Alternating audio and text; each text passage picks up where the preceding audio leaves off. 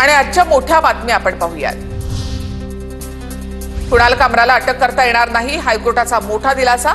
जबाब नोंदवण्यासाठी कामराच्या अटकेची गरज नाही। मुंबई पोलीस तामिळनाडूमध्ये जाऊन जबाब नोंदवू शकतात। मुंबई हायकोर्टाची मुंबई पोलिसांना चपराक। महाराष्ट्रामध्ये सत्तेचा दुरुपयोग, कामराच्या जीवाला धोका असल्यामुळेच अंतरिम जामीन द्या, कामराच्या वकिलांचा कोर्टामध्ये युक्तिवाद। तर व्हिडिओ क्लिपची पडताळणी करून गुन्हा दाखल, सरकारी वकिलांचा दावा। मंगेशकर रुग्णालय गर्भवती महिला मृत्यू प्रकरणातील डॉक्टर सुश्रुत घैसास यांना पुणे पोलिसांकडून संरक्षण। पुणे पोलिसांचा एक कर्मचारी घैसास यांच्या सुरक्षेसाठी तैनात। घैसास यांना रोज अलंकार पोलीस स्टेशनमध्ये हजर राहणं बंधनकारक।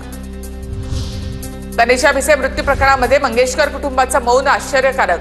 काँग्रेस प्रदेशाध्यक्ष हर्षवर्धन सपकाळ यांचा मंगेशकर कुटुंबाबद्दल वक्तव्य। डॉक्टरांचा सल्ला ऐकला नाही, प्रेग्नन्सीचा अट्टहास धरला गेला। कृत्रिम गर्भधारणा केल्यामुळे गुंतागुंत झाली। पुण्यातील गर्भवती मृत्यू प्रकरणासंदर्भात आयएमएचे महाराष्ट्र अध्यक्ष डॉक्टर संतोष कदम यांची प्रतिक्रिया।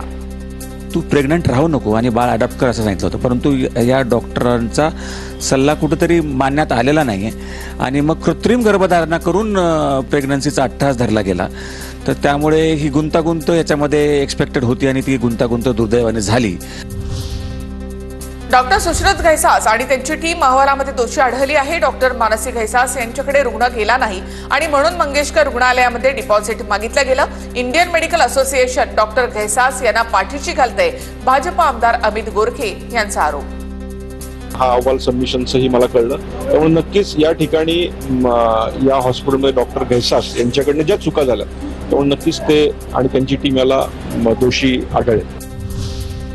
निलंबित पोलीस अधिकारी रणजित कासले पोलिसांना शरण येणार। व्हिडिओ शेअर करत माहिती। वाल्मिक कराडच्या एन्काउंटर बाबत कासलेंचा धनंजय मुंडेंवर आरोप। नाशिकच्या वादग्रस्त धार्मिक स्थळावरील अनधिकृत बांधकामावर कारवाई। काठेगल्ली परिसरामध्ये पोलिसांचा कडक बंदोबस्त। ट्रस्टला म्हणणं मांडण्यासाठी दिलेली मुदत संपल्यामुळे पालिकेकडून तोडक कारवाई। नाशिकमधील वादग्रस्त धार्मिक स्थळाप्रकरणी मध्यरात्री दगडफेकीची घटना।